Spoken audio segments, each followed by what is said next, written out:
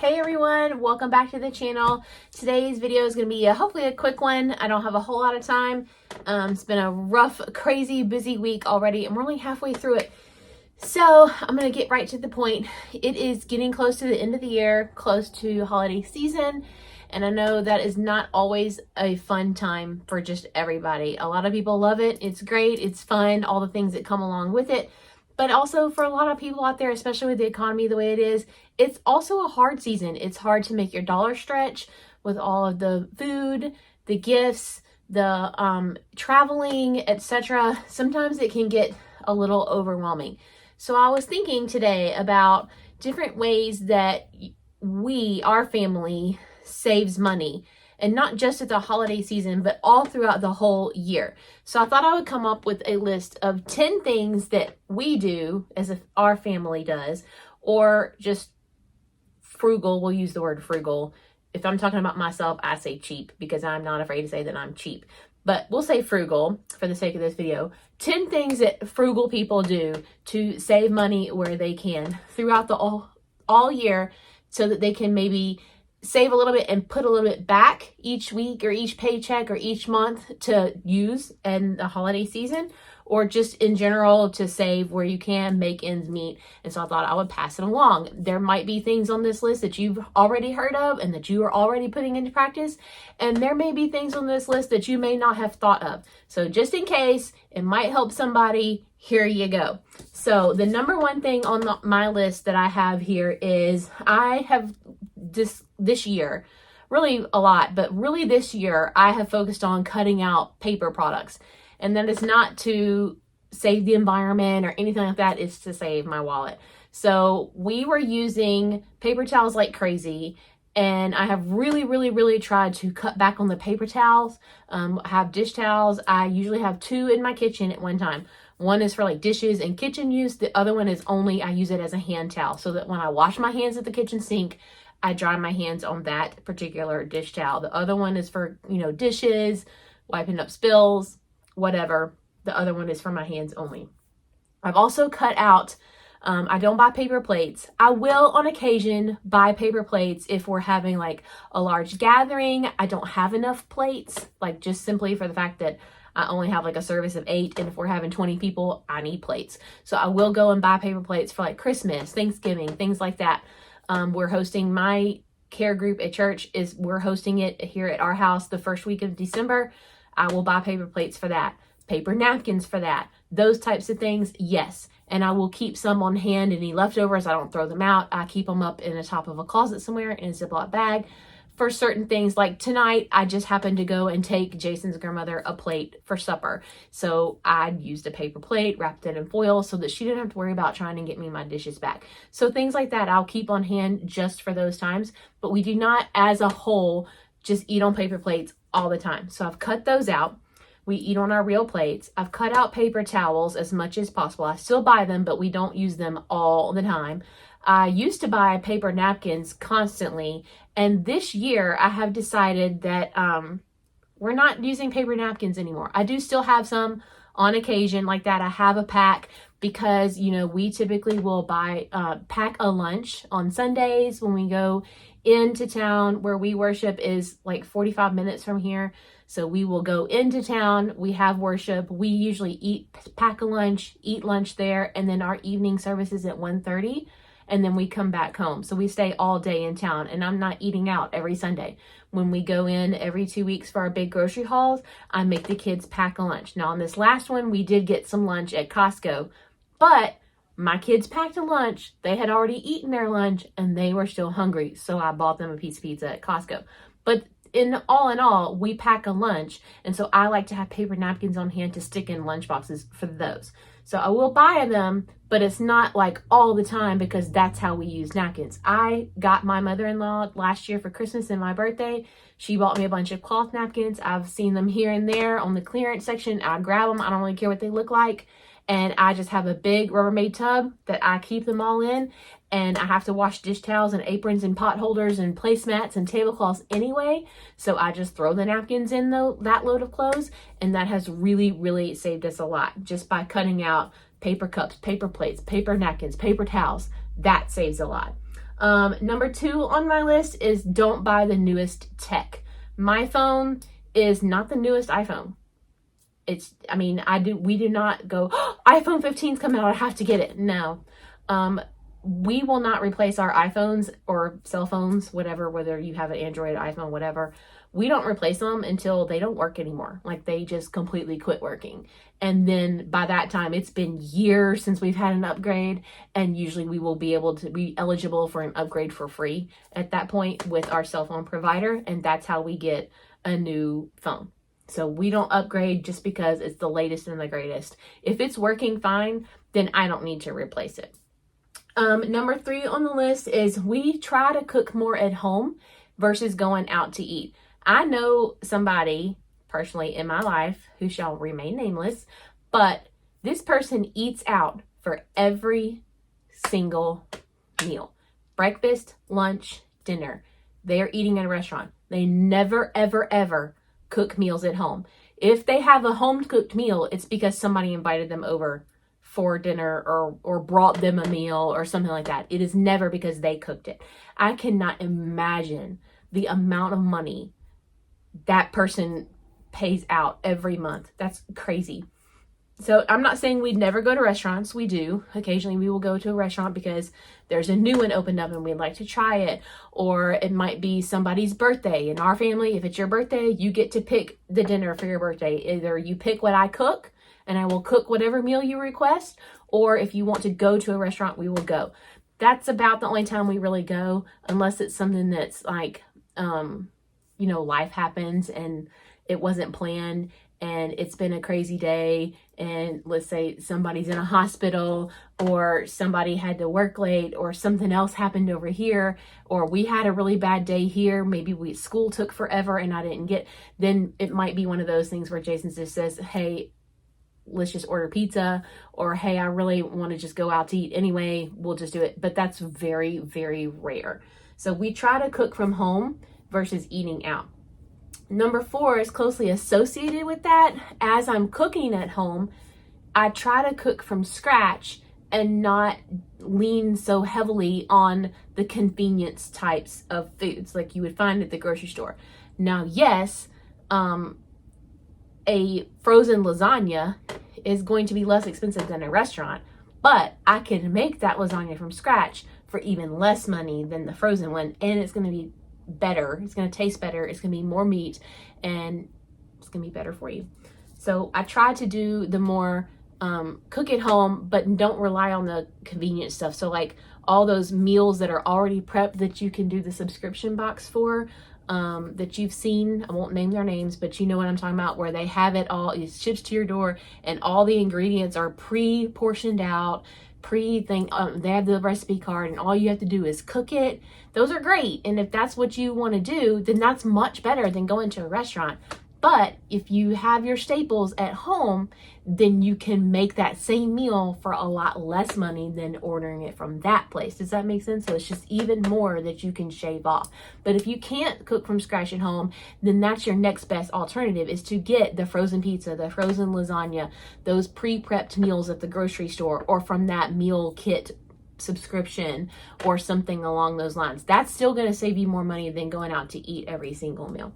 From that, number 5, I try to buy and cook in bulk if it is the most inexpensive, most bang for my buck. So like if I keep my staples on hand, and you've seen, if you've looked at any of my latest grocery hauls, especially while it's been tax-free, I'm bulking out on all my staples, my flour, sugar, brown sugar, powdered sugar. You've got baking soda, baking powder, cocoa powder, chocolate chips, all of these things that are staples. Butter, you can freeze butter, canned goods, your canned vegetables, your canned pumpkin, your canned sweetened condensed milk, all of those things, canned cream of chicken soup, cream of celery soup, refried beans, all of these things. If you bulk out your staples, then you always have something that you can make a recipe out of. Tonight for supper, I didn't really know what I was fixing.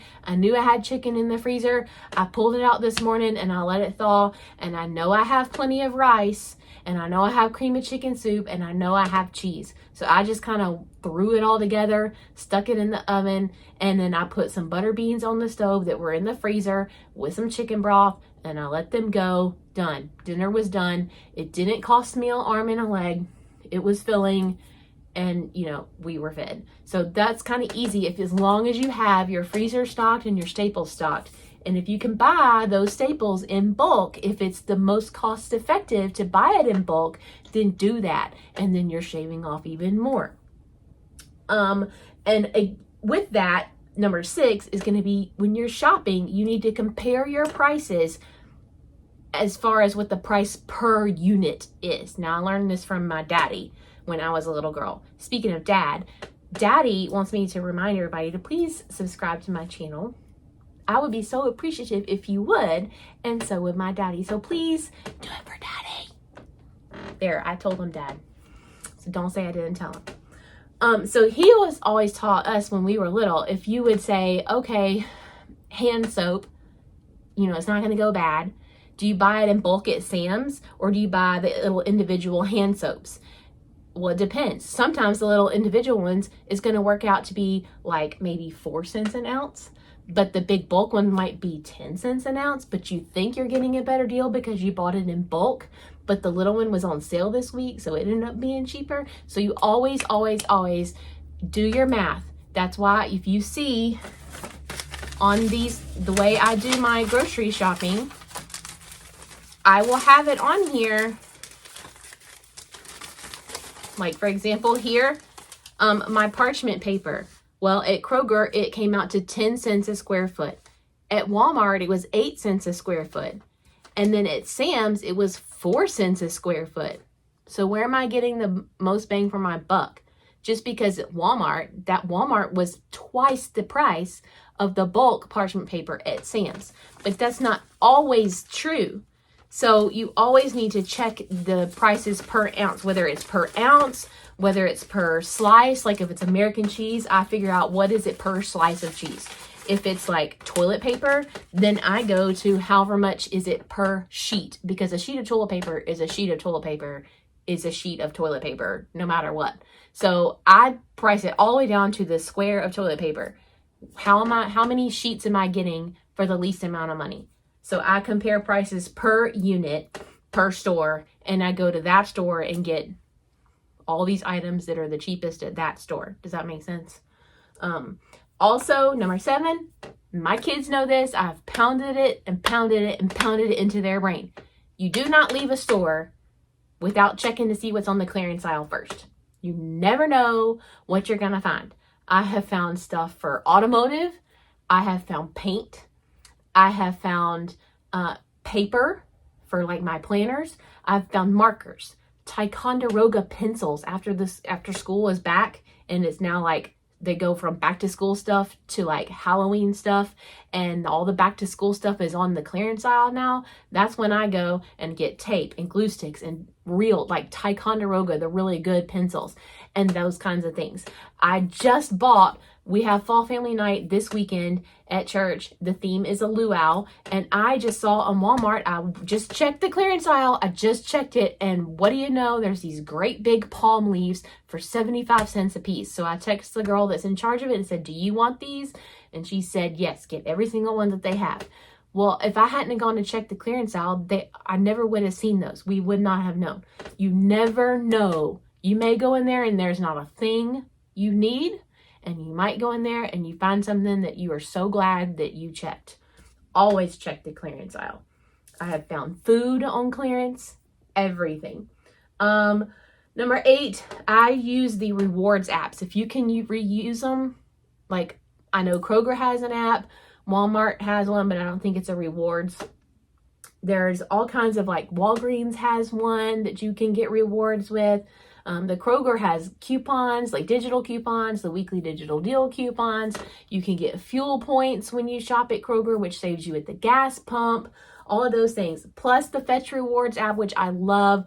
the IBotta app, which I really like. I will leave those links down in the description box below. So if you don't have those apps, you can sign up using those links. And I think you will get like extra points if you use that link. So sign up for that. If you don't, I just cashed in my points to use those I cashed them in both the IBotta and the Fetch for gift cards to Amazon. So I'm going to use those gift cards to do my Christmas shopping, or at least some of it. That it didn't cost me any money. All I did was scan receipts, and now I got money to spend on Christmas that didn't come out of my bank account. So hey, I'm not going to turn down free money. Number 9 is DIY. If you can DIY something, do it. That's what it stands for. Do it yourself. So that might be something like something around your house.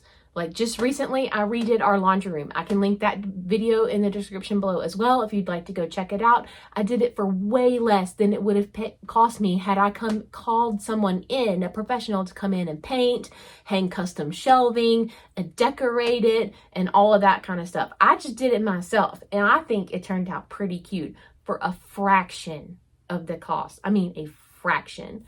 So doing something like that. What about if you're planning a party? Like not long, 2 years ago, wow, it's coming up on 2 years, was my in-laws' 50th wedding anniversary. Well, we did it ourselves. Like I cooked all the food. We made all the decorations. We sent out the invitations. We did not hire an event planner. We did not hire a caterer. We did it ourselves, and it saved a lot of money.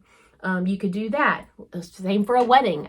When we got married and when my sister got married, my mom did all of it. Like she did the cakes, she did the flowers, she coordinated the ceremony. We didn't pay for a wedding planner. We did it ourselves. Halloween costumes right now. Like last year, if you saw, Bailey was Princess Popcorn because the Fall Family Night at Church was a circus theme and she loves popcorn. So she was Princess Popcorn. I will try to find a picture and insert it here.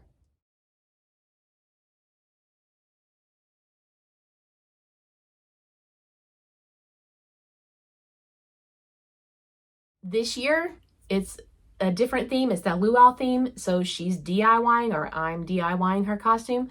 I will check that. I'm filming it as I do it, as I'm making it. So that will be next week's video. Check next week for that. Also, we're doing trunk or treat. So I'm in the middle of making stuff to decorate the car instead of ordering a kit off of Amazon. Same for like automotive stuff. If you know how to change the oil in your car, if you want to detail your car, wash it and clean out the inside instead of taking it to a car detailer, or change your own brakes, that sort of thing, that will save you a lot of money. Or landscaping. Jason cuts our yard. We don't pay somebody to come and mow our yard and do our landscaping. We do it ourselves. Anything like that that you can do yourself will save you a lot of money. And then number 10, the last one, is just good communication. If my family, if we don't communicate with each other, then we don't know what's going on. I don't know what Jason's schedule is if he doesn't tell me. So I may cook a big dinner and he's not even home for whatever reason, and now I have this food that the kids aren't going to eat it, and that's, what do I do with it? And I'm just wasted this food. Or he may say, hey, I'm going out to dinner. We're going out to dinner with these people, and I didn't know, and I've cooked, and now there's, you know, or whatever, or we're going out of town. We have to talk to each other. Or he may say, hey, I need you to spend less at the grocery store this time because we had this unexpected bill. Well, if I don't know that we had the unexpected bill, I think I still have the same grocery budget, and I'm going to go spend, and then that's going to cost us more money. So always, always, always communicate. We have a lot of calendars. I have my planner that I use. I have a big, huge family calendar in the kitchen that all of the kids see. Jason sees it. We write everything on that. We know if we're going to be in town for a long day, they need to pack a lunch. They know, all of that kind of stuff. So communicate. If you don't talk to each other, you don't know, and money gets wasted because last minute comes up and you have to spend money that you didn't plan to spend. So those are my 10 things. I hope some of it was helpful. I know the holidays can be stressful. I know all year can be stressful, but you guys can do it. If I can do it, you can do it. We're all in this together. And I thank you for all your support and all of your love and your encouragement and your kind words. And thank you for subscribing in advance. And we will see y'all in the next video. Talk to you soon. Love you. Bye.